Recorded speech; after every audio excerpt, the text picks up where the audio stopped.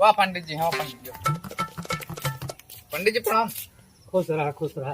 का जजमान कैसे चलिया? पंडित जी जान लब हमारी इज्जत अब तोरे में हाथे बा। क्या बात है बतावा भाई। अरे नवराता में आई गया, हम कहते अब की देख लेते हैं। हाँ। और यही नवरातमों में हमरे भाईवा अब की बियाह हो जात। अरे बियाहवा हो जा। इनके पहले संघर्ष सुधारा भाई। दरुआ गंजेड़ी भंगेड़ी इनके संघर्ष सुधारा। जैसे कि तू अच्छे आदमी के साथ रहा था, अच्छी नौकरी करा था, अच्छी सोसाइटी में उठत बैठा था, तोरे अंदर संस्कार है, तो इनका पहले संघर्ष छोड़ा हुआ। अब तो बियाह जजमान हो जे चुंदर मुंह बाट है। इनका पहले कहता टाइम के मुंह धोए रहा, साफ सुथरा रहा करे। अब तो इनका बियाह हो जाए, नहीं छचुंदरे के बियाह होए क्यों करे। ठीक कहा जजमान भी चला, इनके संघर्ष पहले सुधारा तो बियाह तो भोलेनाथ चाहिए तो हो ही जाए। अच्छा ठीक है, हाँ चला खुश रहा। चलो।